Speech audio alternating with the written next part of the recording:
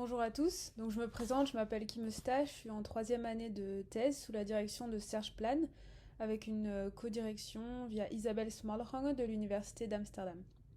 Donc je fais ma thèse au CRIOB, le Centre de recherche insulaire et observatoire de l'environnement, et je suis inscrite à l'École pratique des hautes études de Paris.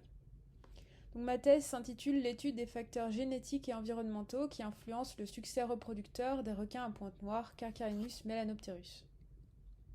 Concernant l'aire de répartition, donc ces requins se retrouvent sur la côte est de l'Afrique, sur la côte est de l'Australie ainsi qu'en Indonésie ou encore en Polynésie française.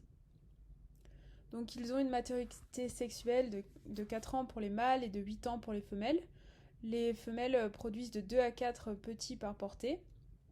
Ils ont une reproduction annuelle et ils mettent bas entre octobre et février pour la population de Moorea qui fait l'objet d'études pour ma thèse.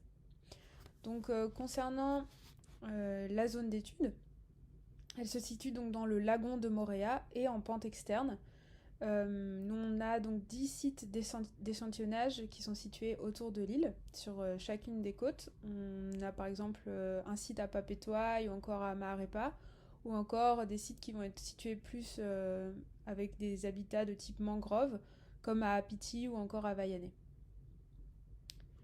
Donc au total, l'échantillonnage a débuté en 2007 et a permis de réunir 1978 échantillons, dont 533 échantillons de requins adultes et 1445 échantillons de requins nouveau-nés et juvéniles. De 2007 à 2012, on a pu réunir des échantillons de requins adultes, ainsi qu'en 2016 et en 2021. Puis de 2011 à 2021, il y a plutôt des échantillons de requins nouveau-nés et juvéniles. Concernant donc l'échantillonnage, donc pour ce faire, on met un filet maillant perpendiculaire à la côte. Donc les requins se retrouvent attrapés dans le filet par leurs branchies. On essaye donc de les sortir du filet le plus rapidement possible, de les ramener à la côte où on a installé au préalable notre matériel. Ensuite, on fait donc une série de mesures, ainsi que on prend un échantillon d'ADN, on insère un PIT tag, donc c'est une petite puce électronique qui permet de reconnaître chaque individu grâce à un numéro unique. Et ensuite, on prend un petit échantillon d'ADN au niveau de la dorsale qu'on garde dans l'éthanol et qui permet ensuite de faire toutes les analyses génétiques. Donc le premier chapitre de ma thèse vise à étudier la variation spatio-temporelle de l'abondance des requins autour de Moorea. Donc ça va être une étude qui va porter sur les requins juvéniles et donc sur l'échantillonnage qui a eu lieu de 2011 à 2021. Donc pour ce faire, on va utiliser un modèle qui s'appelle VAST pour Vector Autoregressive Spatio-Temporal Model, qui a été développé par le NOAA et qui va permettre de modéliser la variation d'abondance en fonction de différentes variables. Donc on va notamment utiliser la condition physique des individus, c'est-à-dire qu'on va utiliser la taille et le poids qui vont permettre de constituer un proxy et ainsi de voir l'influence de cette condition physique dans la variation de l'abondance des requins de 2011 à 2021. On va aussi utiliser la compétition interspécifique qui a lieu en raison de la présence de requins juvéniles, de requins citrons juvéniles, dans les mêmes nurseries que là où résident les requins juvéniles Pointe-Noire. Donc il y a possiblement une compétition interspécifique qui peut faire varier les niveaux d'abondance qu'on a pu observer chez les requins à Pointe-Noire. Ensuite, le second chapitre de ma thèse vise à reconstruire la généalogie de la population. Pour ce faire, j'ai pu extraire l'ADN des différents échantillons.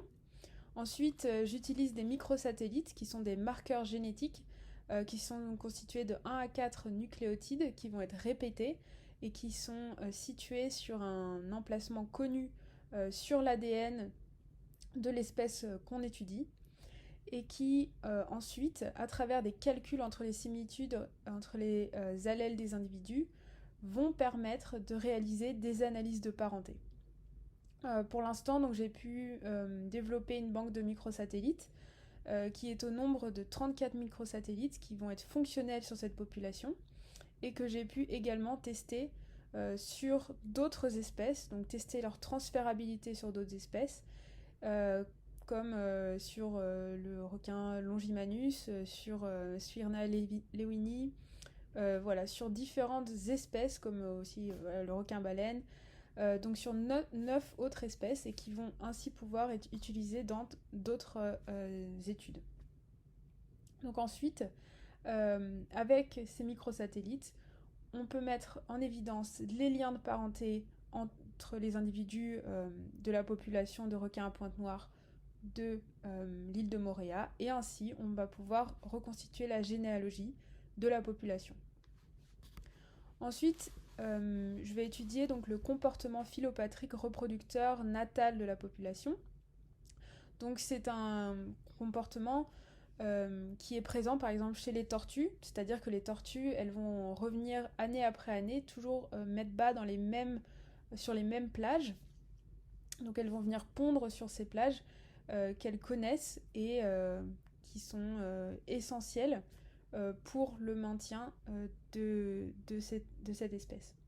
Donc on va essayer de voir si c'est la même chose chez les requins, et chez les requins à pointe noire plus précisément.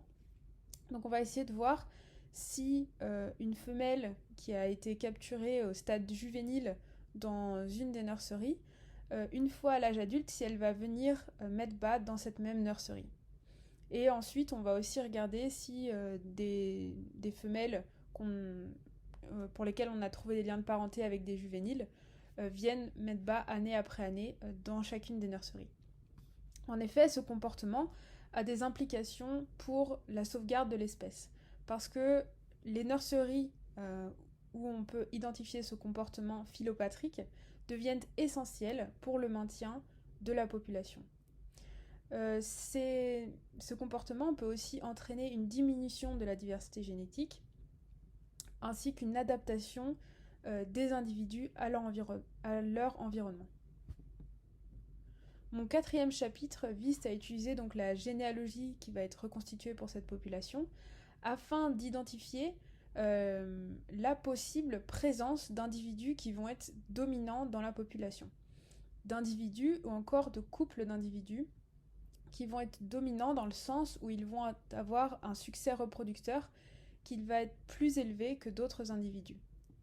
C'est-à-dire qu'ils vont avoir plus de juvéniles qui vont eux-mêmes réussir à atteindre l'âge adulte. Donc plus de survie dans leur juvénile. En conclusion, cette étude est une étude qui va permettre de reconstituer la généalogie d'une population avec un nombre important d'individus. Donc c'est une première chez le requin et plus précisément chez le requin à pointe noire. Cette étude permet aussi de reconstituer une banque de microsatellites qui vont être spécialement adaptés pour les requins à pointe noire et qui va pouvoir être testé également sur d'autres espèces de requins.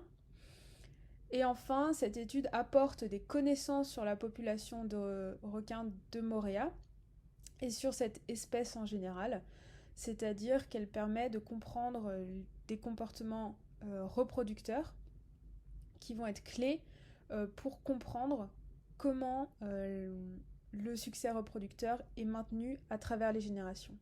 Ça va aussi permettre de comprendre si la conservation doit viser des zones particulières ou encore des groupes d'individus juvéniles ou adultes qui vont être clés pour permettre de protéger l'espèce et plus précisément la population sur une échelle locale.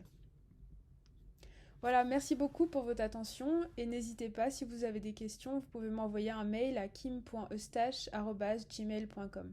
Merci beaucoup.